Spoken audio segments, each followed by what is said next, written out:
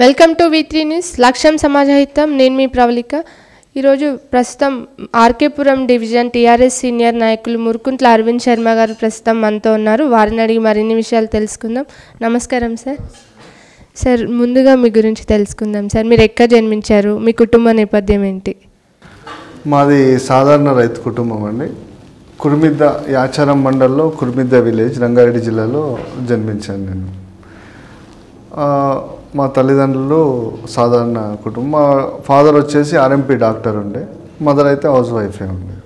మరి మీరు రాజకీయాల్లోకి రావాలని ఎందుకు అనుకున్నారు? ఎప్పుడైతే నాది ఫస్ట్ నుంచి కూడా కొంచెం శాఖ చేస్తుండేవాడిని, RSS శాఖ అట్లో స్కూల్ నుంచి. దాని తర్వాత ఎప్పుడైతే కాలేజీలో ఎంటర్ అయ్యానో, మామూలుగా డిగ్రీ అయిపోయాక జాబ్ అదంతా చేసుకుంటూ ఉన్నప్పుడు మెయిన్ బేసిక్గా నేను చిరంజీవి గారికి అభిమానిగా ఉండి, అప్పుడు చిరంజీవి గారు 2008లో PRP పార్టీ స్థాపిస్తున్నారని తెలిసి ఆయనకు సపోర్ట్గా ఉండాలని చెప్పేసి ఫస్ట్ ప్రజారాజ్యం పార్టీలో 2009లో జాయిన్ కావడం జరిగింది. ఇక అక్కడి నుంచి కంటిన్యూగా చిరంజీవి గారు కాంగ్రెస్కి వెళ్తే కాంగ్రెస్కి వెళ్ళడం, దాని తర్వాత తెలంగాణ రాష్ట్రం కోసం ఏదైతే గౌరవ ముఖ్యమంత్రి కేసీఆర్ గారు చేస్తున్న పోరాటాన్ని తీసుకొని ఖచ్చితంగా తెలంగాణ రావాలి, తెలంగాణ రాష్ట్రం బాగుపడాలి అనే ఒక ఉద్దేశంతో మళ్ళీ టీఆర్ఎస్ పార్టీలో 2014లో జాయిన్ కావడం జరిగింది. మీరు గతంలో ఉన్న పదవులు, వాటి ద్వారా సేవా కార్యక్రమాలు చేస్తుంటారు కదా, వాటి గురించి చెప్తారా మాకు? నేను 2009లో ఏదైతే Ibrahimpatnam constituency and Maheshwaram constituency అప్పుడే రెండు ఏర్పడ్డాయి. అప్పుడు నేను మన PRP పార్టీ నుంచి యువరాజ్యం అనే ఒకటి పవన్ కళ్యాణ్ గారు స్థాపించారు. దాని నుంచి మేము సేవా కార్యక్రమాలు చేస్తుండే. దానికి 2 నియోజకవర్గాలకు నేను ఇన్ఛార్జి ఉండే. సేవా కార్యక్రమాలు అంటే బ్లడ్ డొనేషన్ క్యాంప్ కానీ, ఐ డొనేషన్ క్యాంప్స్ కానీ, అండ్ ఏదైతే నీడీ పీపుల్ ఉన్నారో ఈ గవర్నమెంట్ హాస్పిటల్లో విలేజ్లలో, నేను ఇబ్రాహీంపట్నం అనేది టోటల్గా విలేజ్ ఏరియా. ఆ విలేజ్ ఏరియాలో ఏదైతే బాగా ఇంటీరియర్ ప్లేసెస్ ఉంటాయి, ఆ ఇంటీరియర్ ప్లేసెస్లో ఎవరికి ఏమన్నా కావాలి, లైక్ మెడిసిన్ కానీ ఇంకేదైనా కావాలంటే అట్లాంటి సేవా కార్యక్రమాలు యువరాజ్యం అని చెప్పి పవన్ కళ్యాణ్ గారు స్థాపించారు. దాని ద్వారా నేను సేవా కార్యక్రమాలు చేస్తుండేవాడిని.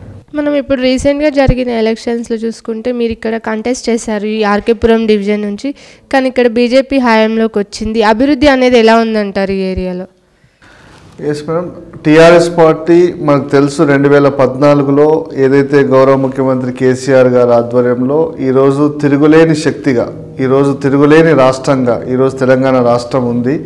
తెలంగాణ రాష్ట్రంలో అభివృద్ధి ఎంతో, అసలు ఎవ్వరు గత 50-60 ఏళ్ల నుంచి ఏ పార్టీ చేయలేనంత అభివృద్ధి ఈరోజు తెలంగాణ రాష్ట్ర సమితి కేసీఆర్ గారి ఆధ్వర్యంలో జరుగుతుంది. అదేవిధంగా మా నియోజకవర్గానికి వచ్చేసరికి గౌరవ విద్యాశాఖ మంత్రి వర్యులు సబితా ఇంద్రారెడ్డి గారు ఇక్కడ ప్రాతినిధ్యం వహిస్తూ ఉన్నారు. ఈ మహేశ్వరం నియోజకవర్గంలో వేల కోట్ల రూపాయలు, సబితా ఇంద్రారెడ్డి గారు సీనియర్ మంత్రి, ఈరోజు విద్యాశాఖ మంత్రిగా ఉన్నారు. వారి ఆధ్వర్యంలో వేల కోట్ల రూపాయలు తీసుకొచ్చి ఇక్కడ అభివృద్ధి పనులు జరుగుతూ ఉన్నాయి. అదేవిధంగా ఇక్కడ ఆర్కేపురం డివిజన్లో గతంలో నేను చూసిన దానికంటే ఇప్పుడు ఎట్లా ఉందంటే, సబితా ఇంద్రారెడ్డి గారు ఏదైతే మంత్రిగా వారు ప్రమాణ స్వీకారం చేశారో ఆ రోజు నుంచి కూడా ఈరోజు విపరీతమైన డెవలప్మెంట్, రోడ్లు కానీ, డ్రైనేజీ వ్యవస్థ కానీ, ఎన్నెన్నో కాలనీలకు పాత డ్రైనేజీ సిస్టమ్ ఉండే. ఆర్కేపురం డివిజన్ అనేది పాత కాలనీ. ఈ కాలనీలో డ్రైనేజీ వ్యవస్థ కూడా అస్తవ్యస్తంగా ఉండే. మేడం గారు వచ్చినాక ఎన్నో పనులు, అభివృద్ధి కార్యక్రమాలు జరుగుతూ ఉన్నాయి. కాకపోతే బీజేపీ హవా అనేది ఇక్కడ ఏం లేదండి. మొన్న కొంచెం మిస్టేక్ అయింది, వరదలు వచ్చో లేకుంటే కొంచెం మా పాలసీలో కొంచెం వ్యతిరేకత ఉన్న మాట వాస్తవమే. అది కాంగ్రెస్ పార్టీ ఏదైతే ఓటు బ్యాంక్ ఉందో, కాంగ్రెస్ బీజేపీ ఒకటై GHMCలో టీఆర్ఎస్ పార్టీని ఓడించాలని ఒక లక్ష్యంతో ముందుకు పోయారు. సక్సెస్ అయింది అంతే. ఈ ఏరియాలో చూసుకుంటే ఇంకా సమస్యలు పరిష్కారం కానివి చాలా ఉంటాయి. ఇంకా ఉన్న ప్రధాన సమస్యలు ఏంటంటారు ఈ ఏరియాలో? ఎస్ మేడం, ప్రధాన సమస్య అనేది ఉంది. ఒక NTR నగర్ అనేది ఒక స్లమ్ ఉంది ఇక్కడ. దాన్ని రెగ్యులైజేషన్ చేయాలి అని చెప్పేసి అప్పట్లో 2009లో అప్పుడు హోమ్ మినిస్టర్గా మా సబితా ఇంద్రారెడ్డి మేడం ఉన్నారు. అప్పట్లో హామీ ఇచ్చున్నారు. తర్వాత తెలంగాణ రాష్ట్రం ఏర్పడ్డాక 2015లో కేసీఆర్ గారు కూడా ముఖ్యమంత్రిగా ఆ యొక్క ప్రాంతాన్ని సందర్శించడం జరిగింది.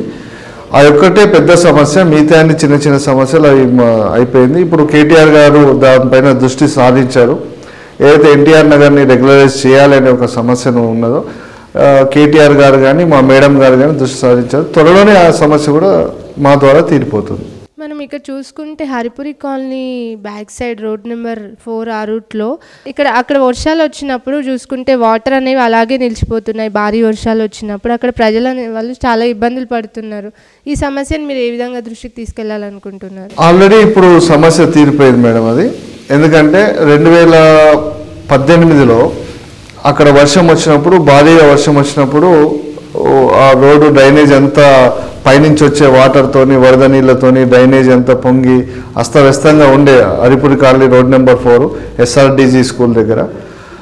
మేము మా మంత్రి గారు సబితా ఇంద్రారెడ్డి గారు యుద్ధ ప్రాతిపదికన దాన్ని చేయాలని ఒక దృఢ సంకల్పంతో 32 లక్షల రూపాయలు అక్కడ శాంక్షన్ చేయించారు. శాంక్షన్ చేయించి పైనుంచి ఏదైతే వరద వస్తుందో, పైనుంచి వచ్చే వరద వల్ల అక్కడ మొత్తము డ్రైనేజీ వ్యవస్థ కూడా అస్తవ్యస్తంగా ఉంది. ఇప్పుడు దాన్ని రోడ్డు చేసి బయట ఏదైతే అప్సిగూడ నుంచి ఒక పెద్ద నాలా వస్తుంది, ఆ నాలాకు దీన్ని తీసుకెళ్ళి కలిపినాము. ఇక ముందు ఆ సమస్య రాకపోవచ్చు మేడం, 100% రాదు. నీరు నిధులు అనే ప్రాతిపదికన ఏర్పడిన టీఆర్ఎస్ గవర్నమెంట్ అభివృద్ధి పరంగా ఎలా ఉందంటారు తెలంగాణలో? నీరు నిధులు ఏదైతే కేసీఆర్ గారి నినాదం ఉందో, తెలంగాణ రాష్ట్రాన్ని ఏర్పడక ముందు నియామకాలు నిధులు అని చెప్పేసి ఏదైతే అన్నారో, ఈరోజు మనం చూస్తూ ఉన్నాం. Kaleshwaram project, mission Bhagiratha, mission Kakatiya ద్వారా ఎన్నో చెరువులను పూడికతీత తీయించి కాళేశ్వరం లాంటి గొప్ప ప్రాజెక్టును 3 ఏళ్లలో నిర్మించిన ఘనత గౌరవ కేసీఆర్ గారికి. ఇప్పుడు నీళ్లకు మన దగ్గర ఎక్కడ కూడా కొదవలేదు. ఎక్కడ కూడా మీరు తెలంగాణ రాష్ట్రంలో ప్రతి మూల ప్రాంతం ఉండి సస్యశ్యామలంగా ఈరోజు ఉంది. రైతులు చాలా ఆనందంగా ఉన్నారు. అదేవిధంగా నియామకాలు కూడా చేపడుతూ ఉన్నాం. దాదాపు 80,000 ఉద్యోగాలు ఇప్పటివరకు ఇచ్చున్నాం. ఏదైతే 1,00,000 ఉద్యోగాలు 2 లక్షల ఉద్యోగాలు టార్గెట్ ఉన్నో ఖచ్చితంగా దాన్ని కూడా అతిక్రమిస్తాం. ఇప్పుడు సీఎం రిలీఫ్ ఫండ్ కానివ్వండి, కళ్యాణ్ లక్ష్మి కానివ్వండి, వృద్ధాప్య పింఛన్, ఈ పథకాలన్నీ ఇక్కడున్న ప్రజలకు అందుతున్నాయా? అందేలాగా మీరు ఎలా సపోర్ట్ చేస్తున్నారు? మా దగ్గరికి ఏ పార్టీ అనేది కాదు. మా దగ్గర సీఎం రిలీఫ్ ఫండ్ కోసం కానీ, కళ్యాణ లక్ష్మి కోసం కానీ మా ప్రతినిధులు టీఆర్ఎస్ పార్టీ మా దగ్గర వార్డు మెంబర్లో ఉన్నారు, అక్కడ లోకల్ లీడర్స్ ఉన్నారు. వాళ్ళు ఎవరిని కూడా వాళ్ళను కలిస్తే ఖచ్చితంగా మేము మా మంత్రి గారి దృష్టికి తీసుకెళ్ళి 100% సీఎం రిలీఫ్ ఫండ్ కానీ, కళ్యాణ లక్ష్మి కానీ, అదేవిధంగా షాదీ ముబారక్ కానీ పార్టీలకు అతీతంగా మేము ఇప్పిస్తూ ఉన్నాం.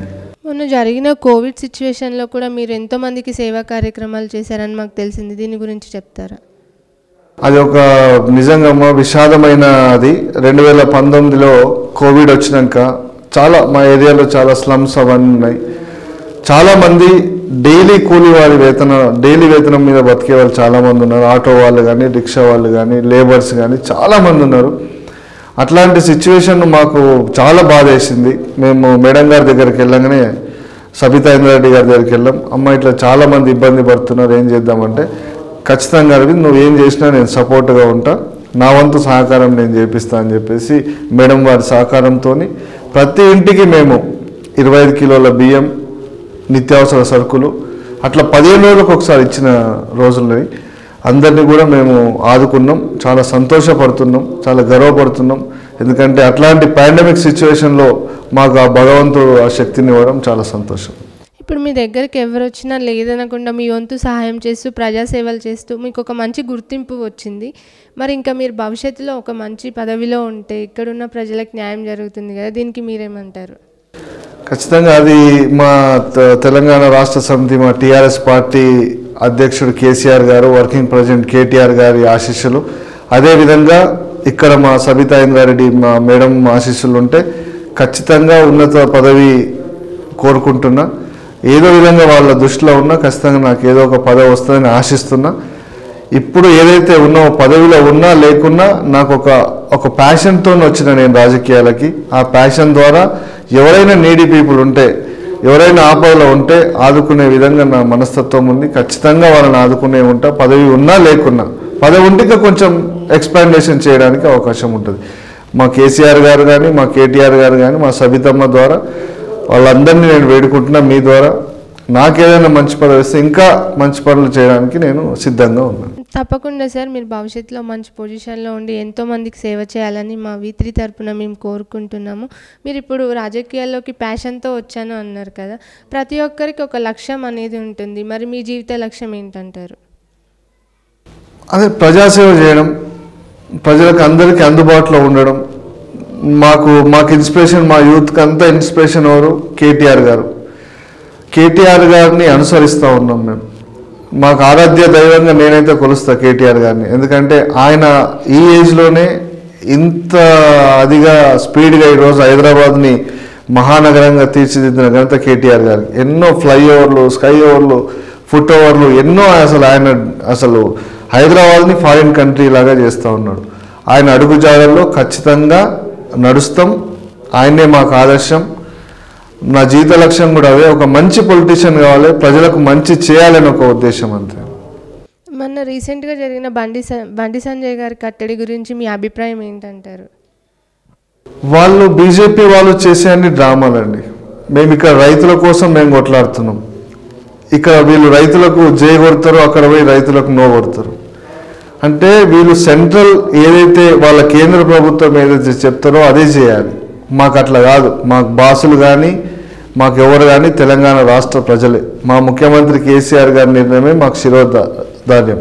కాబట్టి వాళ్ళు చేసే అన్ని డ్రామాలు, వాళ్ళు ఏదో ఈ తెలంగాణ ప్రజలను టీఆర్ఎస్ పార్టీకి దూరంగా చేయాలనే ఒక దురుద్దేశంతో చేస్తున్న డ్రామాలు తప్ప బీజేపీ వాళ్ళ ఆటల్లో సాగనీయం. వాళ్ళంతా హై డ్రామా. బండి సంజయ్ది కూడా హై డ్రామానే, దాని తప్ప వేరేది ఏం లేదు. ప్రజలకు వాళ్ళు మేలు చేయాలనో, ఈరోజు సెంట్రల్లో ఉన్నారండి వాళ్ళు, ఎన్నో పనులు తీసుకురావచ్చు. అయినా ఇక్కడ నిధులు అనేటివి లేవు. ఇప్పుడు కోవిడ్ సిచ్యువేషన్లో ఒక్క పైసా కూడా కేంద్రం నుంచి సహాయం లేదు రాష్ట్రానికి. అయినా ఇక్కడ ఉన్న ప్రభుత్వం, టీఆర్ఎస్ పార్టీ ప్రభుత్వం ప్రజలను ఆదుకోవాలని చెప్పేసి ఒక సంకల్పంతో ఉన్నాం. కాబట్టి వాళ్ళు చేసే ఎన్ని డ్రామాలకైనా ప్రజలు వాళ్ళని అది కానియారు. మీకు సబితా ఇంద్రారెడ్డి గారికి ఉన్న అనుబంధం ఎలాంటిది? మీకు వాళ్ళు ఎలా సహకరిస్తుంటారు?